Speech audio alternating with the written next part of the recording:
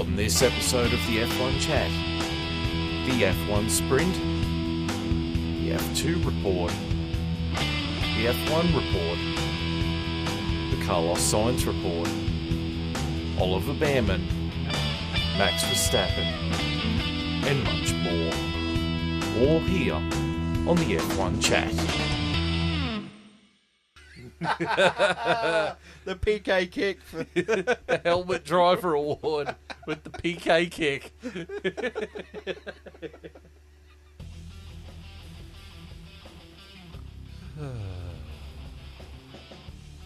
Hello there in Internet land. This is episode 12 of the F1 Chat of the 2024 season. I am your host, Phil Lamington. Seated to my right is returning from his stint in hell, at work. It's Mr. Longhorn. Longhorn, how are you? I'm good. Definitely better sitting in this chair than 200 miles away, so yeah, I'm feeling good. Speaking of being 200 miles away, on the video school year is our amigo JB. JB, how are you? Oh, I'm not so good. That's all right. That's why they pay us the big bucks, apparently. Yeah, well, it's been a long day for me. I had to go and do first aid training today. So that's good. Can't say Save a life, man. That's good skill. Yeah. I had a great day today. I sat around and I watched John Wick 4. Yeah, it's not bad, eh? It's good. Yeah, it's good. You know, in a few weeks you're gonna have to watch Rush. Yes. Keen for that. Always love a good Rush watch. Speaking of a Rush, we watched the Austrian F1 last weekend because we're recording this on a Friday night. Just before Silverstone, pretty much. Right before Silverstone. So not so much in the rush. Tonight, so I have to edit this in record time, get this out tomorrow, in time for us to do this again probably Monday night for Silverstone. Pretty much. No pressure. No pressure, you know. We're not making my life any sort of difficult. Might be Rush this week, not in a few. Oh, yeah. So the Austrian F1, it never ceases to amaze how good a race it is. Great track. You know, and it's always got a bit of controversy about it.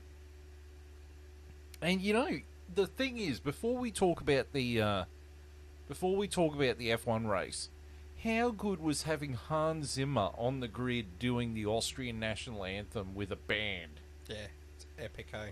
That was so cool. Speaking of Rush, yes, Hans Zimmer. And Hans Zimmer gave the constructors' trophy to the constructor that won the race. That's pretty cool. Is he Austrian? Yes, he is. Yeah, that's pretty cool. Yeah.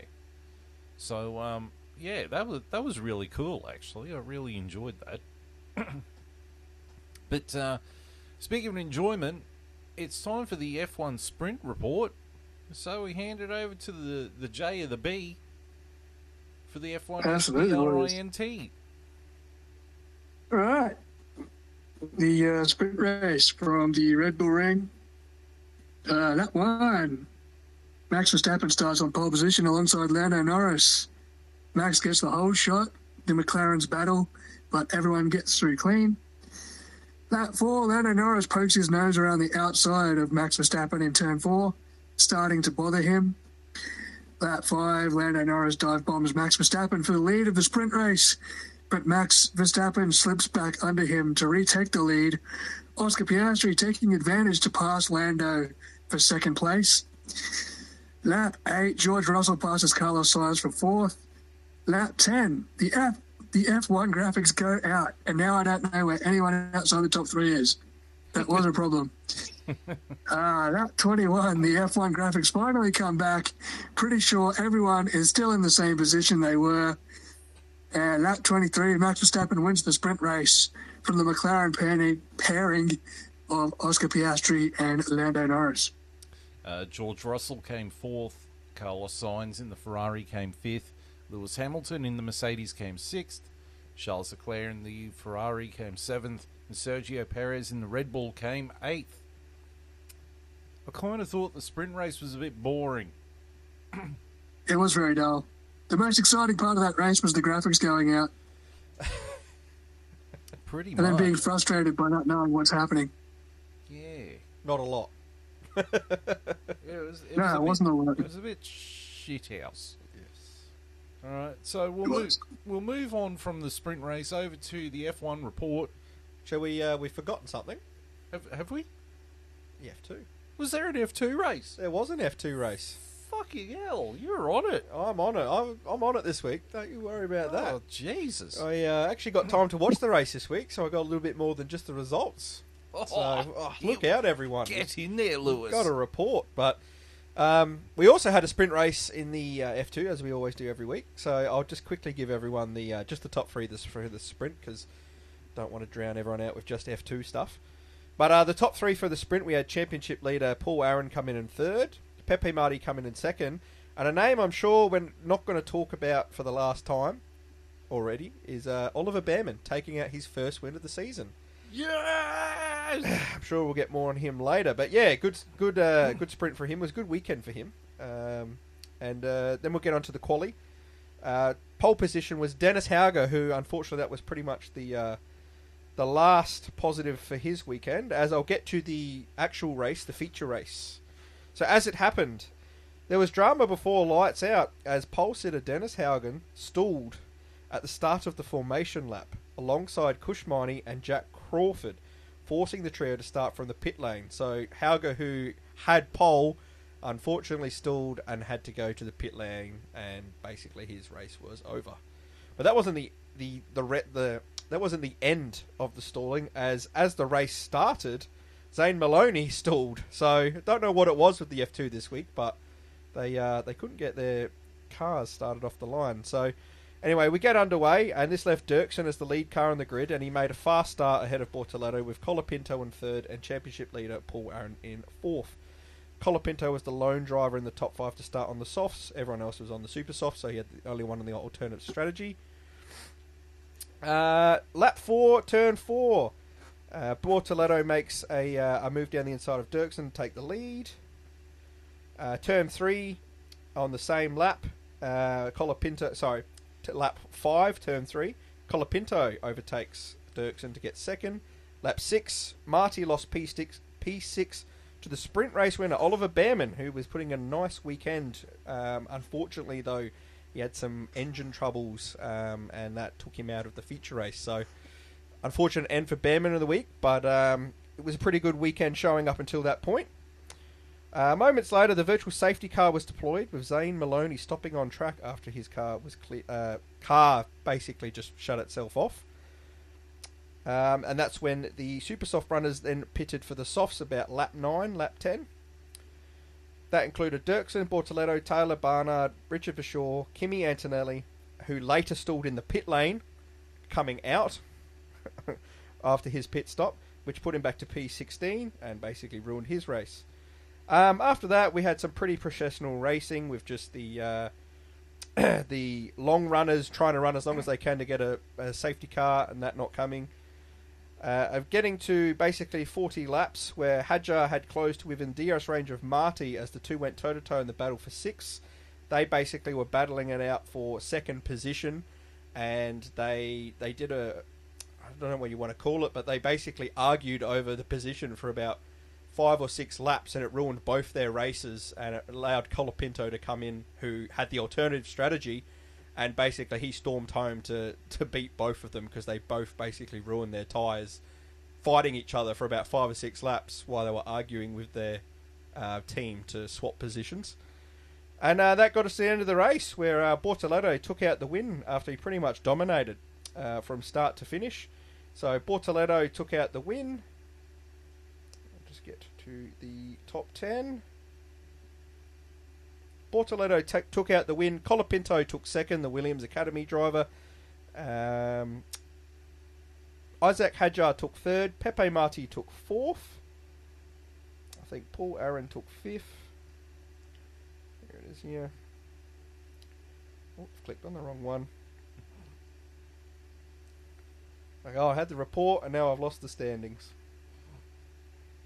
Oh, well, that's your top 5. Yeah, that'll do. I'll get to the It's good championship enough. standings It's now. good enough. Hey, look, it was a good weekend for McLaren then, because Yeah, well, Bortoletto got his first got his win. He got his first win in F2, and yeah, it was a pretty good weekend for him. And we get to the championship standings where we have Paul Aaron on 117 points, Isaac Hadjar on 106 points in second, Bortoletto in third with 85 points, Zane Maloney in fourth with 75 points, Franco Colapinto on fifth with 75 points, Jack Crawford in sixth with 66 points, Dennis Auger seventh with 62 points, Kush Miney 8th with 52 points, Kimi Antonelli in 9th with 48 points, and Enzo Fittipaldi in 10th with 44 points. And that was the F2 from this weekend. So Kimi Antonelli's got more points than Oliver Bearman. He does. Oliver Bearman's not doing too great in the championship standings. Oliver Bearman's 14th with 28 points, but he did have a pretty solid weekend this weekend. He looked like the Oliver Bearman that we seen in the Ferrari that time. So, yeah, and just another little side note, a couple of guys getting some FP1s this weekend in Silverstone from their performances in F2. We have Franco Colapinto in the Williams. He's going to get an FP1. And Isaac Hadjar is getting an FP1 in the Red Bull. Oh, okay, cool. Right, so we're going to hand it over to JB now to do the F1 report. Yes. We're going in sequential order of how the weekend went now, so that's good. Yes. So, the 2024 Qatar Airlines Austrian Grand Prix from the Red Bull Ring at Spielberg. That one, Max Verstappen starts on pole position alongside Lando Norris. Max gets the whole shot as Lando fights off George Russell. Charles Leclerc and Oscar Piastri make contact in turn 1. Leclerc forced to pit with front wing end plate damage after being sandwiched between Piastri and Perez. Lap 3, Lewis Hamilton passes George Russell for third, but George takes it back. Lap 7, Oscar Piastri passes Sergio Perez around the outside of turn 6 for 6th position. Lap 11, Kevin Magnussen and Daniel Ricciardo box early for hard tyres. Lap 14, Alex Albon passes Charles Leclerc for 18th. Lap 17, Charles Leclerc pits for mediums. Lap 18, Fernando Alonso punts Zhou Guanyu off the track at turn 3. Lap 21, Alex Albon passes Zhou Guanyu for 13th. Ocon passes Zhou as well. Hamilton and Perez pit for hard tyres. Lap 23, Carlos Sainz pits for hard tyres. George Russell pits for mediums. Lap 24, Max Verstappen and Lando Norris pit for hard tyres. Fernando Alonso is handed a 10-second time penalty for causing the collision with Zhou Guanyu. Lap 26, Oscar Piastri pits for hard tyres. Lap 36, Esteban Ocon and Pierre Gasly pass Fernando Alonso. But then Ocon pushes Gasly off the circuit. Lap 41, Gasly passes Ocon for 8th. Lap 47, George Russell pits for hards. Lap 48, Carlos Sainz pits for mediums. Oscar Piastri passes Lewis Hamilton for 3rd. Lap 51, Max Verstappen and Lando Norris pit. Max taking on used medium tyres and a sluggish pit stop. Lando gets a brand new set of medium tyres and closes the gap to Max Verstappen on the exit. Lap 59, Lando Norris is given a black and white flag for track limits. Lando locks up into turn 3, trying to dive bomb Max Verstappen for the lead of the Grand Prix, but overshoots it and hands the place back to Max. He is noted for going outside track limits, but nothing happens. Lap 64, Lando tries a move around the outside of turn 3 on Max. Max turns out and towards him, and they both collide. Both cars get punctured tyres as George Russell inherits the lead of the Grand Prix by proxy. Lap 65, Lando Norris is handed a 5-second time penalty for track limits, but it's pointless as Norris is forced to retire from the Grand Prix with massive amounts of damage to the rear of his McLaren. Max is able to continue with a tyre change. Lap 65, Oscar Piastri passes Carlos Sainz for 2nd place around the outside of turn 6.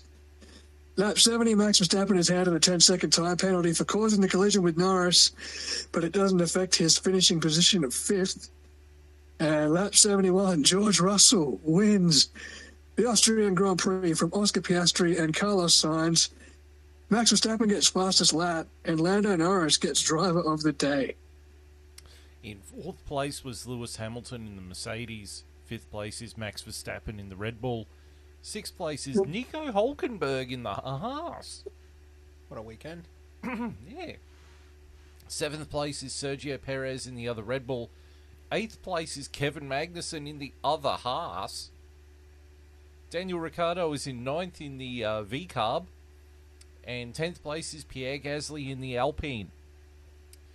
So, George Russell won the race. He sort of flew under the radar for most of it. You know, he pulled a Bradbury. Yeah. That's really what it was. It was a Bradbury. Yeah.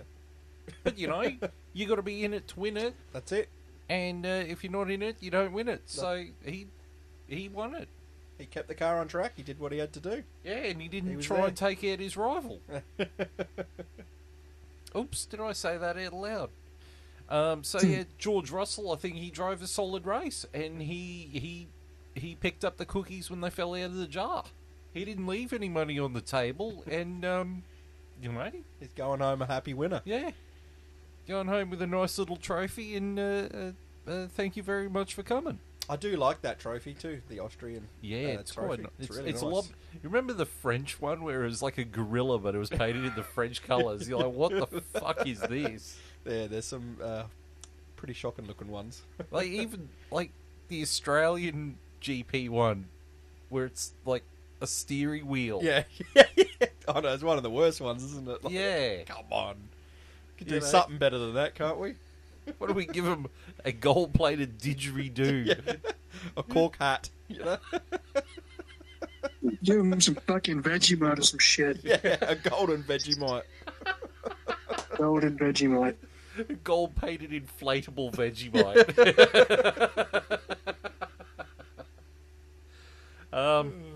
And Lando Norris got driver of the day, which clearly they voted on that before the accident happened.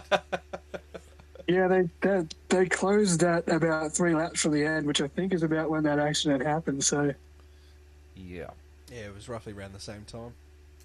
Well, Should we start there with that accident? yeah, before we get to the key drivers, we should talk about this accident. Obviously, the three of us have seen it. Who do you think's at fault? Do you want me to start, Johnny, or do you want to... Oh, look, obviously I'm going to blame Max. I mean, Lando was impatient, but Max moved multiple times in the braking zone, laps before that as well. So, you know, I think Andrea Stella was right. There's a whole lot of people that, you know, back Max in, but it's hard to back him in after what he did. Yeah, I 100% agree. It's definitely Max's fault. He definitely moved twice. But I also... I'm on the fence on it being, like, bad, in a sense. It's definitely his fault. He definitely deserves the penalties. But, to me, I get it, being, like... I also don't want to see drivers just give up places, if you know what I mean. We like to say rubbin's racing. And it was unfortunate where they did touch that it meant Lando was out of the race. But it was tough racing, in a sense. And if it was the other way around, I feel like I'd be saying the same thing and I wouldn't be aggrieved at Lando, even though I would happily sit here and say it was his fault, if you get what I'm trying to say. I don't think it was, like, egregious. I think it was tough defending and he was definitely at fault. But I don't look at it like, oh, Max Verstappen's a dirty driver, if that makes any sense. Well, Lando definitely lacked patience. You know, he could have set it up better, but I mean, Max he was definitely didn't leave a car went on that. Lando was dive bombing him a few times before that even happening. Like one criticism I'll have of Lando is he gets a bit like really giddy when he gets in a position to get the race win. I mean, we go back to Sochi. There's been multiple occasions where when he's in a chance to get the race win and he just gets the, I don't know what you call it, but he loses his patience a little bit. He gets trigger happy. Yeah, and he sort of makes a bit of mistakes trying to get the win, you know. Sort of the moment overwhelms him. And you could definitely see that heading into that, because there was a few times he dive bombed him from positions that were like, you weren't going to pull that off. You know, it was a bit much. So, well, my opinion is a bit more of a broader opinion here, because for me, I have to go back to that dive bomb. And Max Verstappen was straight on the blower saying, that's a bullshit move and rah, rah, rah, rah, rah. Now, I watched Jolyon Palmer's analysis of it on the Sky Pad.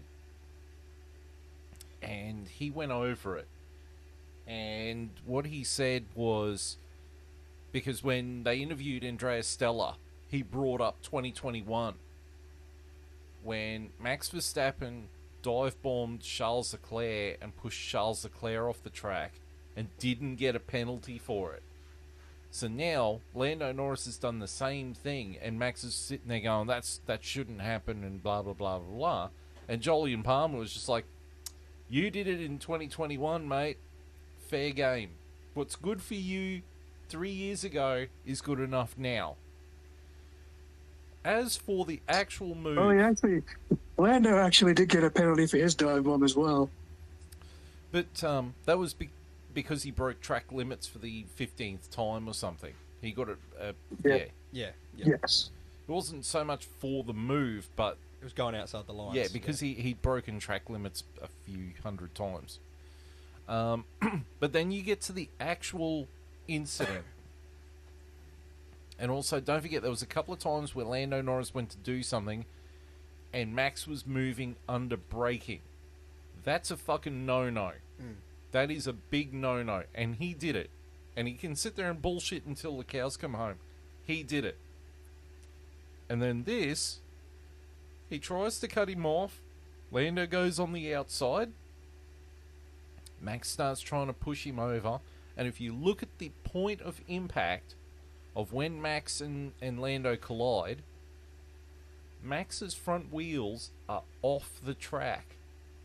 Which means, for me, Max deserves the penalty because he pushed him off the track. He did. He didn't give him space, that's for sure. And so,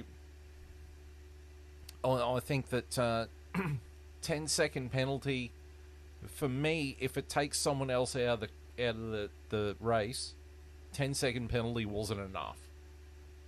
I felt like that was sort of rewarding Max. Like, oh, well, we'll give you a 10-second penalty. You know, you're still going to get points. You know, because you led for most of the race. You're still going to get points. But I don't mind the penalty being 10-second, but I feel like he should have had more than one. Did he only get one penalty of 10 seconds? Yeah. So I feel like he should have had more than one penalty. He should have had the penalty for the incident, and then the other penalty you're just talking about there, where he pushed Lando wide. That should have been a separate penalty on top. Yeah. I wouldn't have minded if it was a stop-go penalty or a drive-through penalty.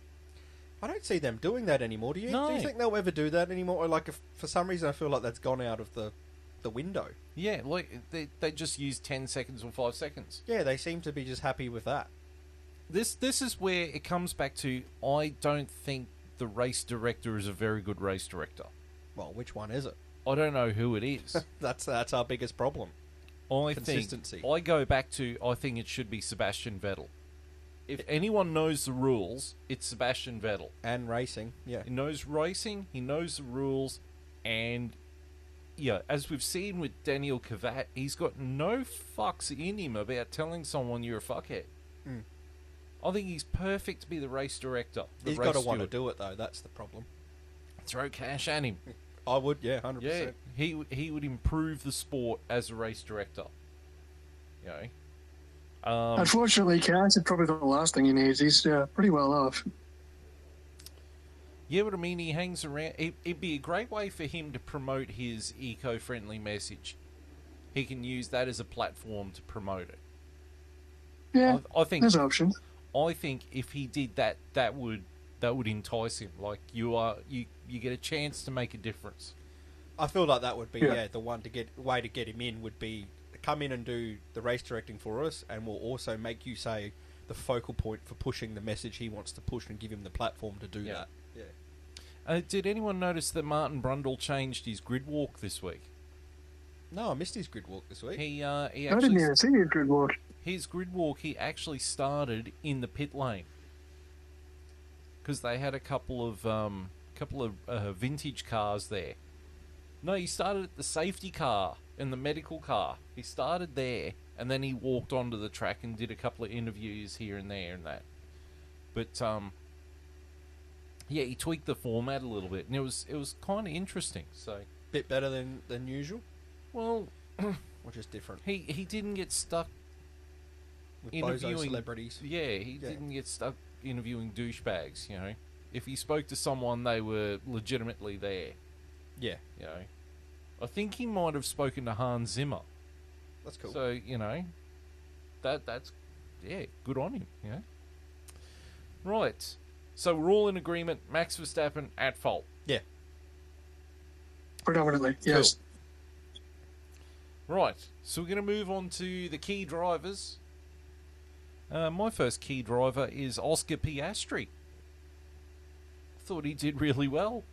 Same as George Russell, who was where he needed to be to get the second. And Oscar Piastri had a really good weekend. Second in the sprint race. Second in both races. Yeah. Second in the main race. He did really well. Didn't he as well have a really good quali, but he lost a lap time? Yeah, he had his lap Yes. time deleted. Track limits. Can you remember where that would have put him? Was it a pole? Front row. Yeah, The front second. Front row. Yeah. That's a pretty solid weekend then. Yeah, well, you know, it's put money in his bank, so yeah. That's right, he didn't leave any on the table. Didn't leave any money on the table.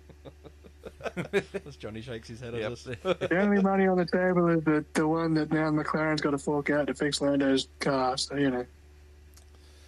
My next key driver was Carlos Sainz.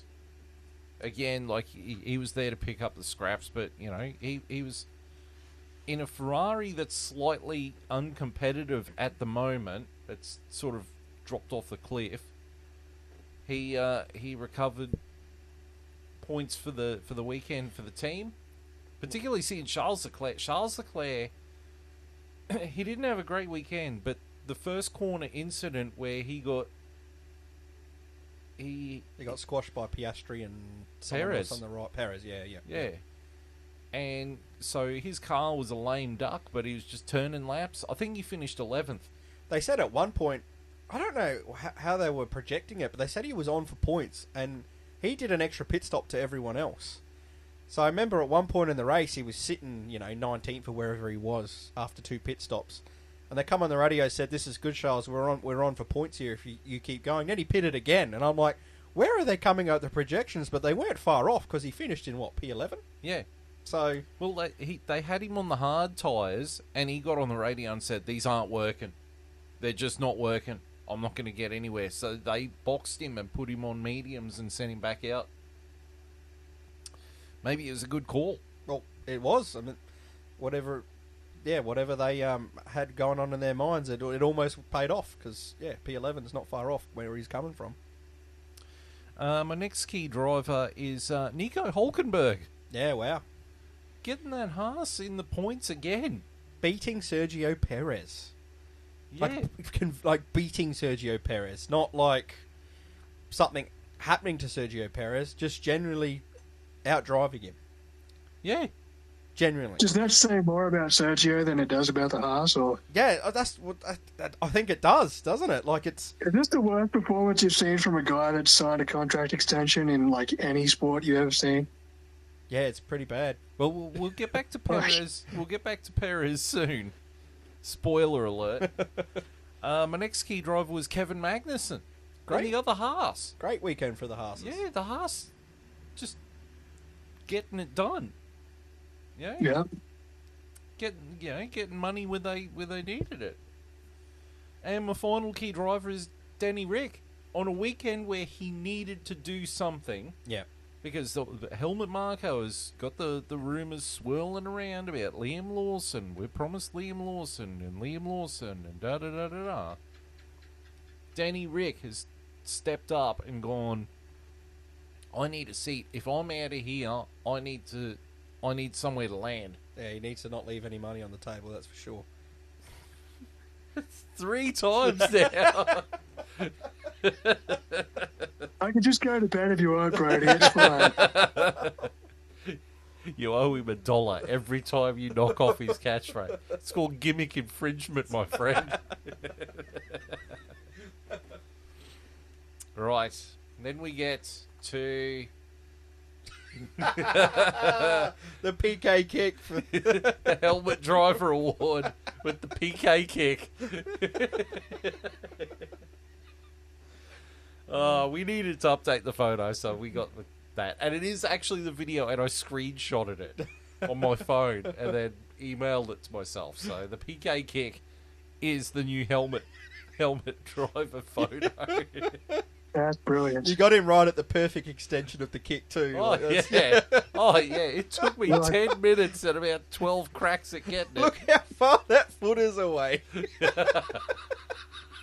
Is it right at dick height? Yeah. Like, it's not a high kick. It's right at Dick It's Eye. not And a I'll- high kick. It's right at It's not dick even a height. kick. It's just him high-stepping like he's part of the Gestapo or something. An old mate's not very mobile. Like he's sitting still, and he's missed him by half. He's missed him He's by a just been foot. shoved in the helmet.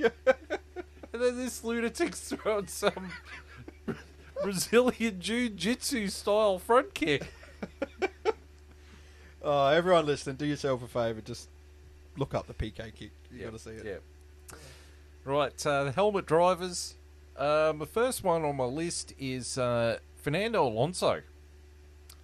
He really did a good job of punting Zhou Guan Yu off. That looked like it didn't look like the steady pair of hands we hear about every week. Who's got 4,000 bloody drives under his belt and two-time world champion. This blah blah blah. It and looked he, like he beat Michael Schumacher. all and the all that nonsense we have to hear all the time. It didn't look like that fella, that's for sure. No, it was rather pathetic. Yeah.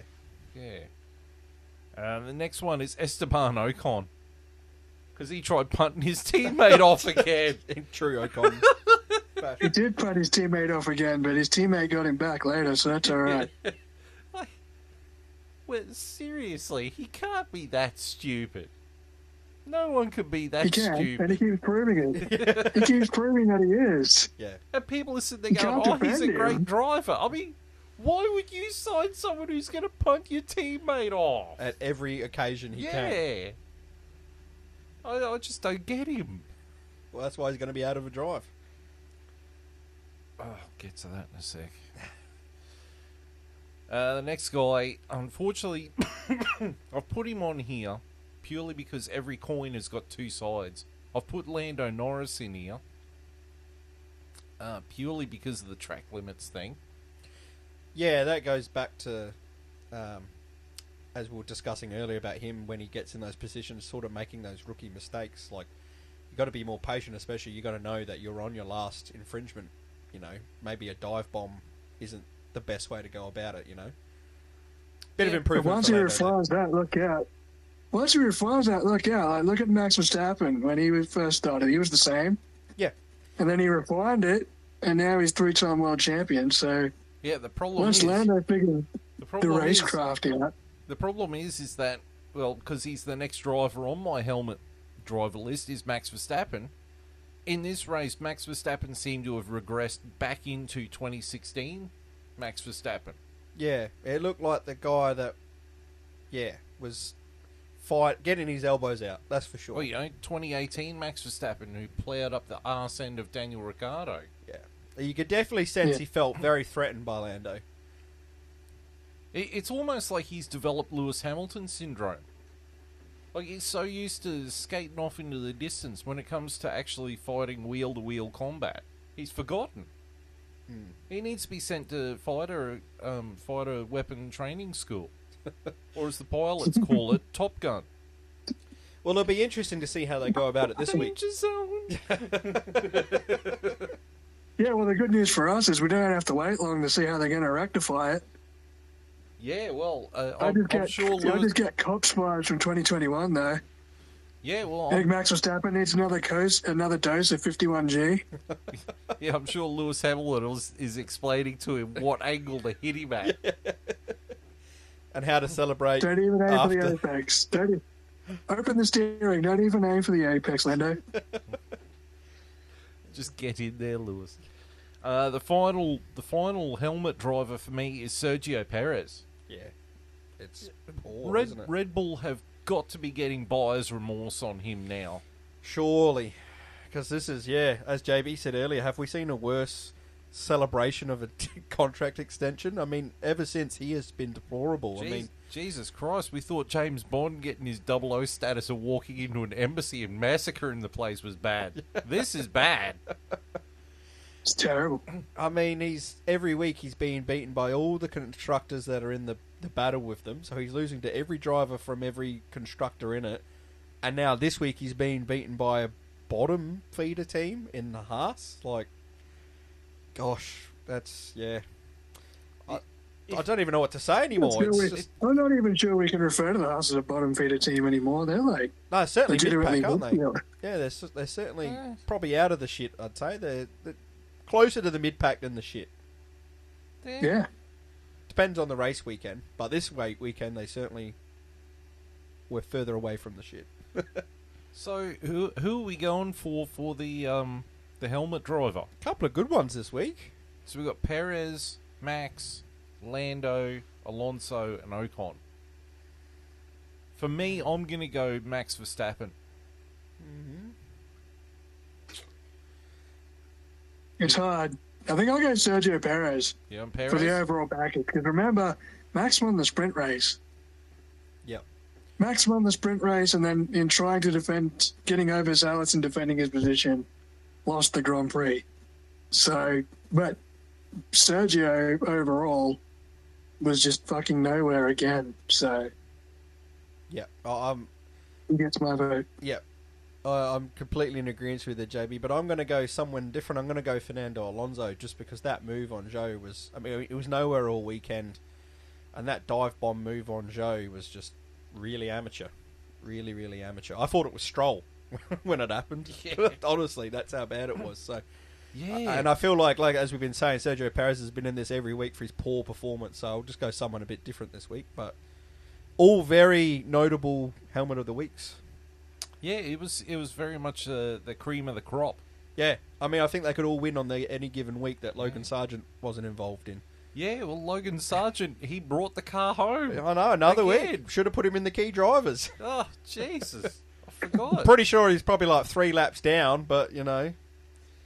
I did notice something because I was downloading new versions of the driver photos before you came over, and I noticed something about Logan Sargent.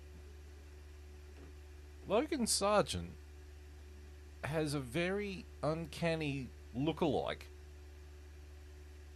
in our colleague Barry Enchilada. Yeah? Yeah.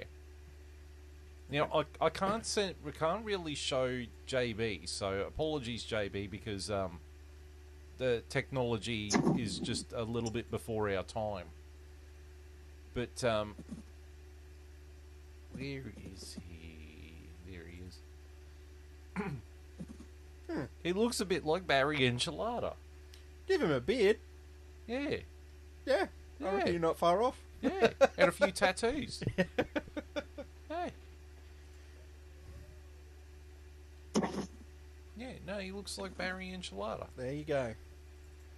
Well, at least Barry's not going to be helmet of the week this week. Very true. So, we've got a tiebreaker here. We've all got a different vote. How do we settle it? Oh, look, I'm going to sacrifice my Max Verstappen. I'm going to go with Sergio Perez because he's just not cutting the mustard. Yeah, I agree. And if I was helmet marker on Christian Horner, I'd be having a chat to him going, look, you've got until the summer break or we're going to tear up the contract. You know, for the next 2 years because this isn't good enough. It's not.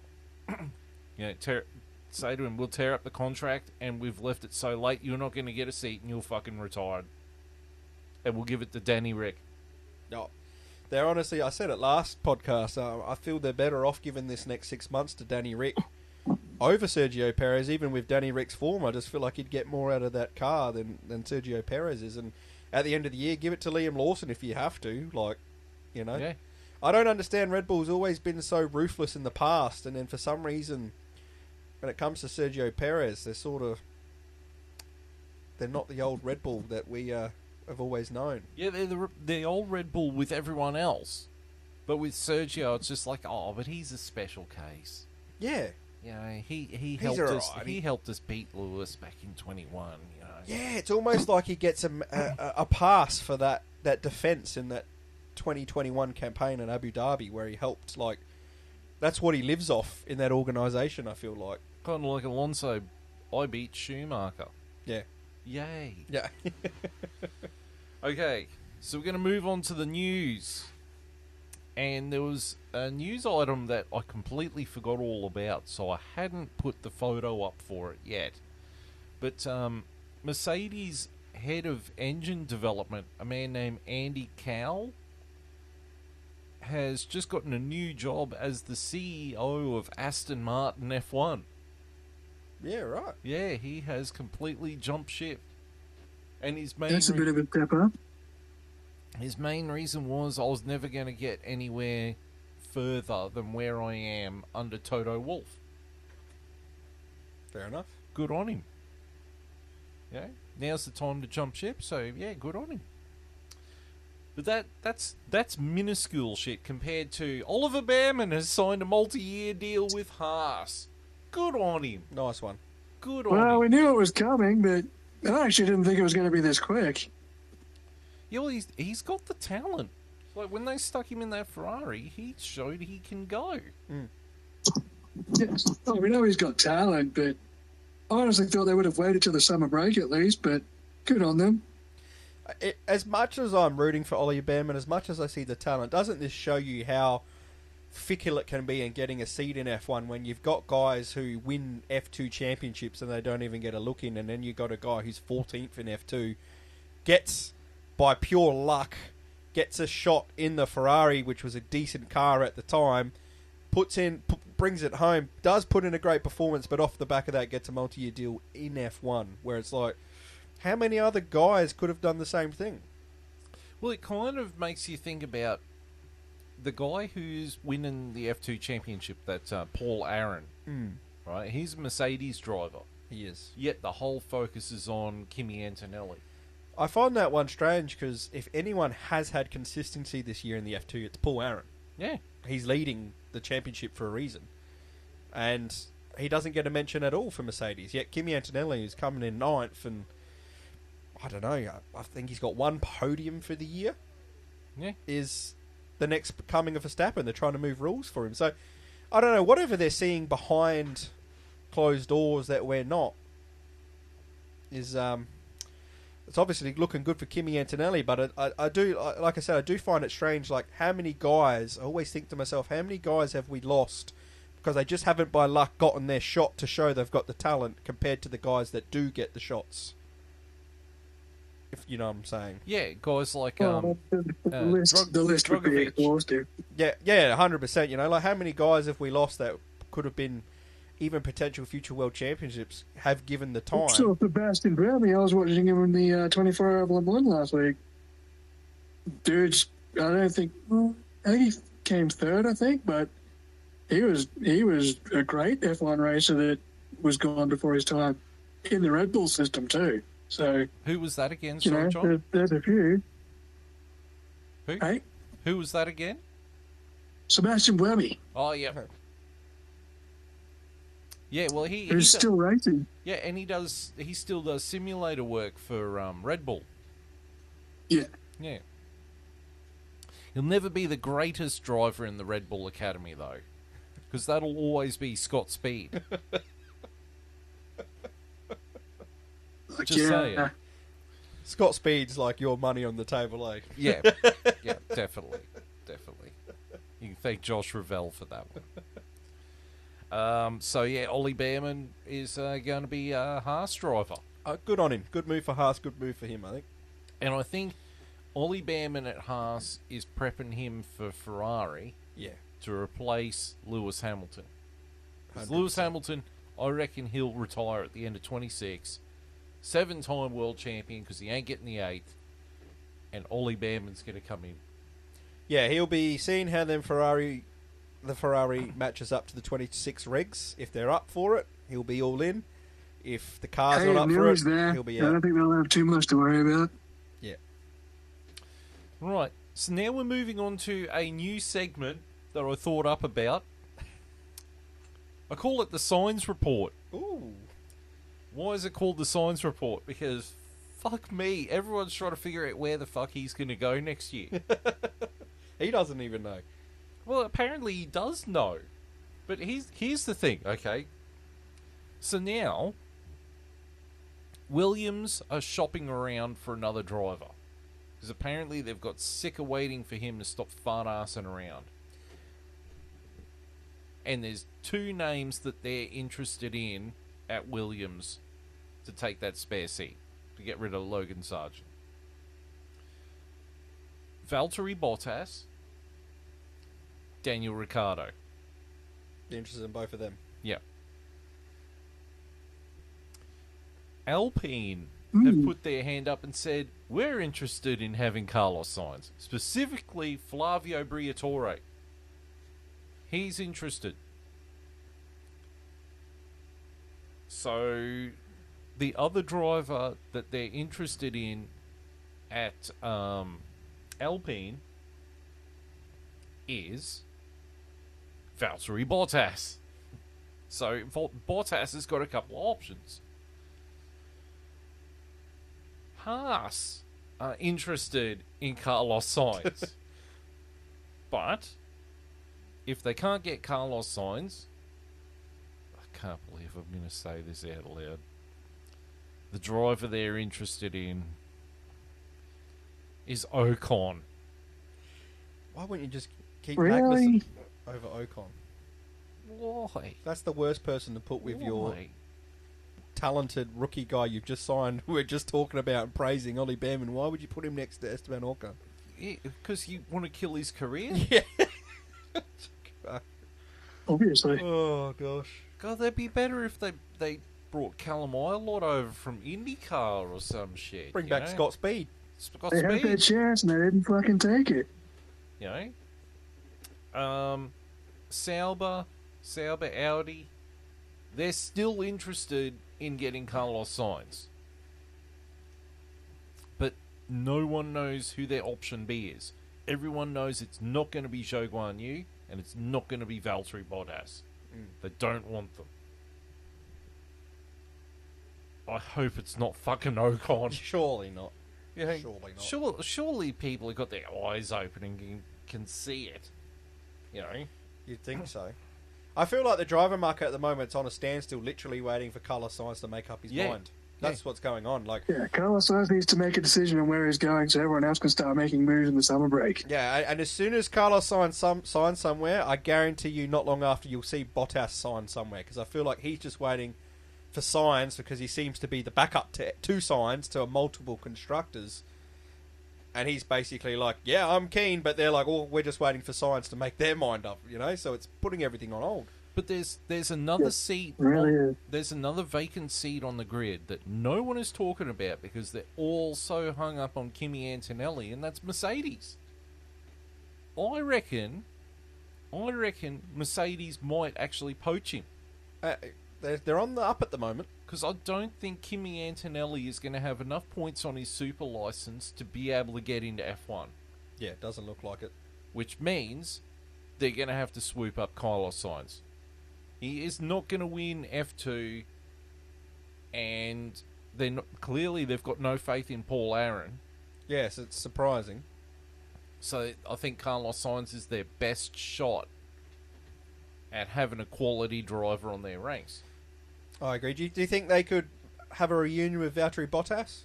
Do you think Bottas would be interested in Look, that? I think Bottas would be willing to have a bite at the apple. It's his second shot at being in a top team. Without the pressure of being behind Lewis Hamilton. Yeah. I mean, we've seen when he was Valtteri Bottas is a great driver. We've all seen it. You know, he just unfortunately was in a car at the same time as Lewis Hamilton, which you know, he was a Barrichello. yeah. You know, Barrichello and Felipe Massa both had the unlucky misfortune of being teammates with the Michael. Yep. Yeah. Someone's got to be. And he had to be that person. But I'm sure, I mean, if they brought him back into Mercedes, it would be the same thing again, but behind George Russell. Yeah. But it's second bite at the apple for him. You know, it's a shot. But I mean, okay, well, It'd be good for Valtteri, but I don't think Mercedes would want him back. Yeah, I think they'd rather a new direction, but I'd love to see it for Valtteri. Yeah, but, I don't think Mercedes would take that direction again. okay, well, who do you think should go to Williams?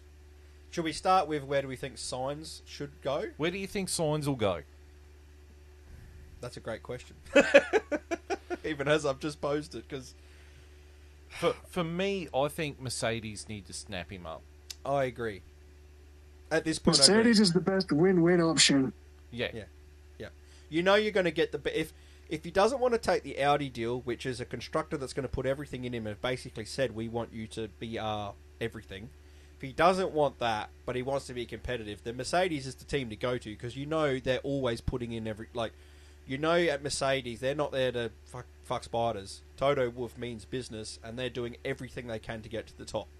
Even when they get it wrong, they're still trying to do everything to get to the top. So I agree with you, Phil. I think it's win-win at this point, and Mercedes actually feel like they're kind of on the up at the moment. So, yeah, since James Allison has taken over development on that car, it's come on leaps and bounds. And we can't, as much as Mercedes got it wrong this regs, they dominated the last regs for so long that there's every reason they come out in the next regs and get it right. They're one of those teams that can absolutely do that, and they'll have a winning car from the get-go. So they're a good bet to go for, because they're always going to give you everything. And yeah, at this point, I'm confused at what Sainz wants, because he doesn't want Audi, which I think's a good seat. He doesn't want Williams, which I also think's a good seat. Have Mercedes offered him? Do you think Mercedes has actually spoken to him? I don't know. Because I'm not sure what his hold-up is at the moment. He seems to have every... Well, he seems to know what it is. He seems to have every seat available. He keeps telling everyone he's got a contract, but he won't say where. So whoever's got him's keeping tight-lipped. Yeah. Carlos knows where he's going, and the team knows where Carlos is going if the contract is valid. We're just playing the waiting game as to who is it. Yeah, look, as much as I want him at Mercedes, my gut keeps saying to me, he signed the contract to go to Audi. You think I think he's gone to Audi. And I think he's just fucking about, seeing how much other teams will offer him, so then he can go back to Audi and go, oh, well, I cop this amount. Yeah. You want me to be the guy. All these teams were willing to give this. Yeah. Okay. So, who goes to Williams? Valtteri Bottas, I'd say. Yeah, I think Bottas. Yeah, Bottas would fit well back at Williams with Albon. I think it's a good time. That'd be a good pairing. That'd be a good pairing. Bottas going full circle for his retirement. James Vow's being there now. Yeah. Got that reunion with Valtteri. Yeah. Yeah. Valtteri, it's James. Who goes to Alpine? Who fucking cares? Jack Dillon, probably. Flavio Briatore. Fernando Alonso. Here's an interesting one. You said Williams was interested in Daniel Ricciardo. Is there a world where Daniel Ricciardo gets offered a seat by someone next year? Outside the Red Bull system? You know, I'd like to see Daniel Ricciardo go to Haas. I would too, being the American market and all that. You know, he is a known commodity to the US market. And he's at that point of his career. You know. But could you see him getting a lifeline from an Alpine? He wouldn't go back to Alpine. You don't think, yeah. No. He wouldn't go back to Renault. Nah. Not the way he left. Alpine, though, yeah, I think Jack Doohan's gonna get it. Yeah? Yeah. Pretty confident? Yep. Yeah. Because Flavio's going to want a solid driver that he can tell to crash into the wall again. Like he did with Nelson Piquet Jr., Mr. Kung Fu Kenobi's kid. So that leaves us with two seats then, Mercedes and Haas. So Mercedes, look, Kimi Antonelli's not going to be ready. No. Absolutely not. So gosh. If they don't get Sainz because he's gone to Audi, who's left for them? I mean, It's an interesting... They'll find someone. I don't want Ocon on the grid. I just don't want him on the grid. No one does, but it almost feels like it's inevitable he's going to wheeze his way back into a seat. I would rather Logan Sargent on the grid at a Mercedes over Ocon. 100%. You know? But it goes back to the question. Like, if they're not going to pick a driver that's already on the grid, why are they overlooking Paul Aaron for Kimi Antonelli? Yeah.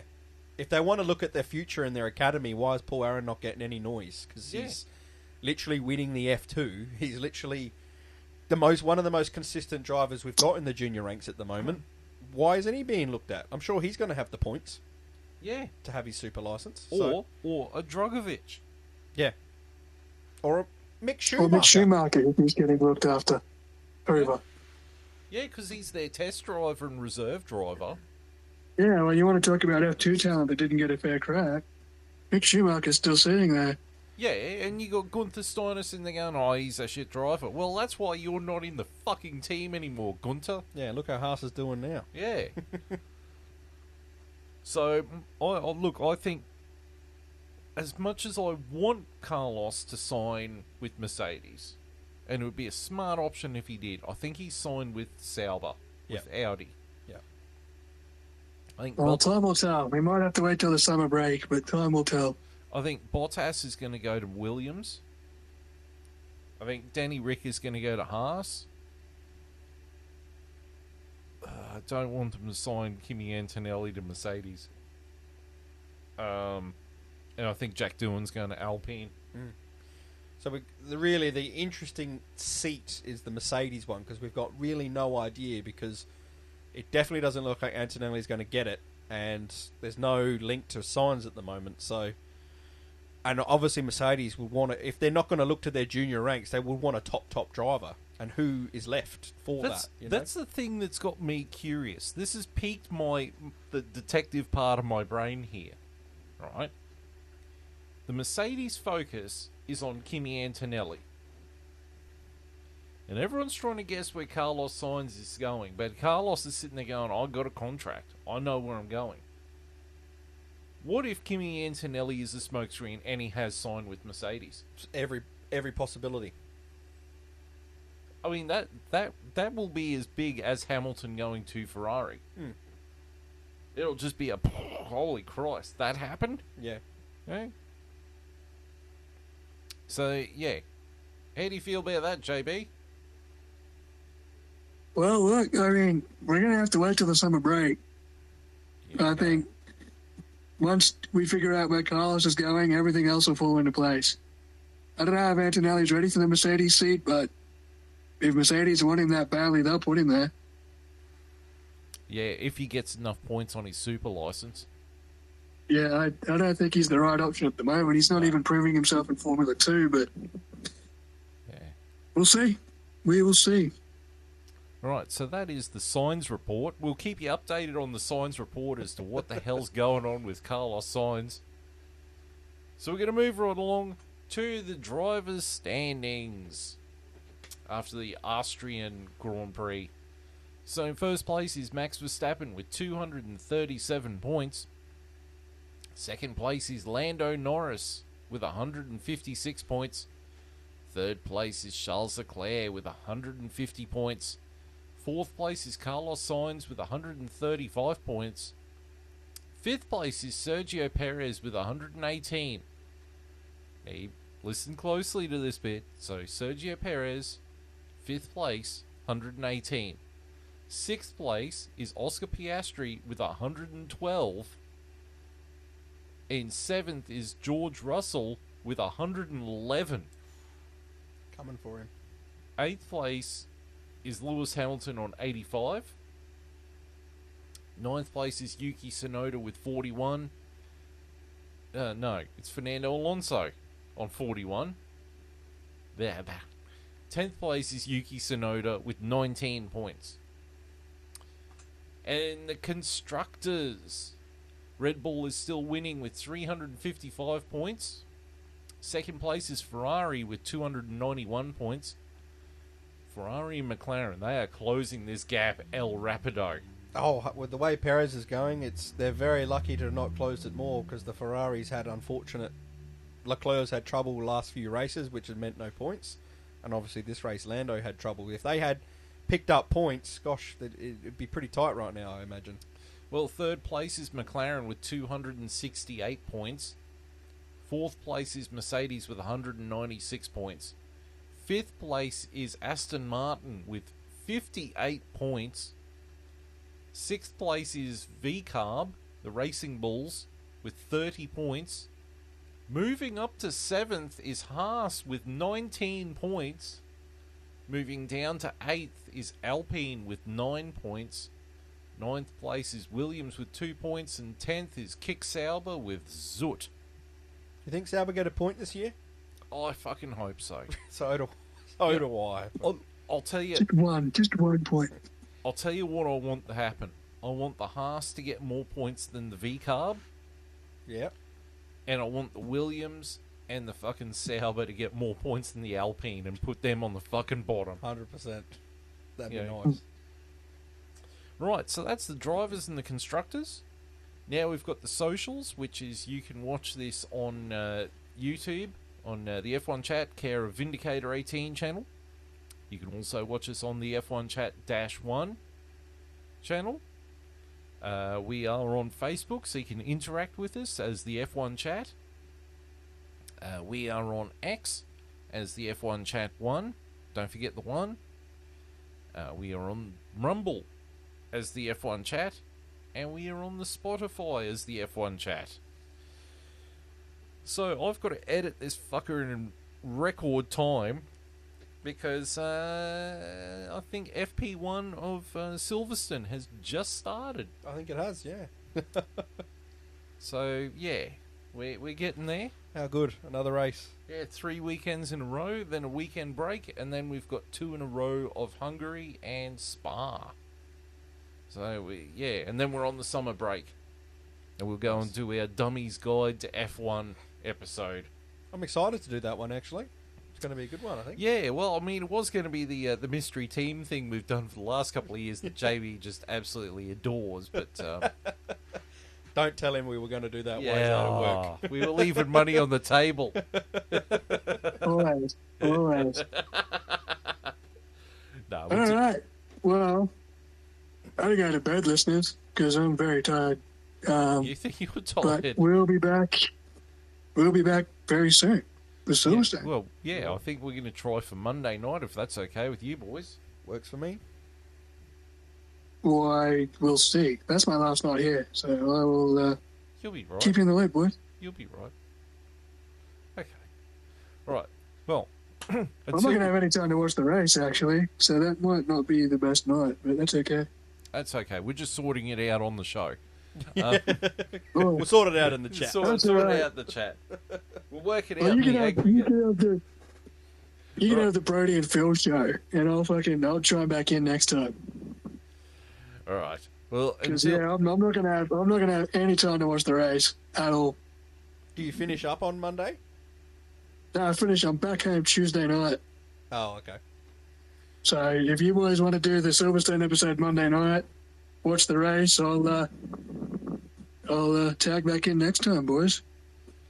I think we can wait until we've got the 3 of us. We'll figure it out. Yeah, we'll figure it out. So you heard it first, We'll figure it ladies. out. You've heard it first, ladies and gentlemen. We will figure it out. We don't know when, we'll but it'll figure be it out. sometime next week. But on behalf of all of us, JB and Longhorn and myself, thank you for tuning in, and we will see you next time. Until then, it is goodbye.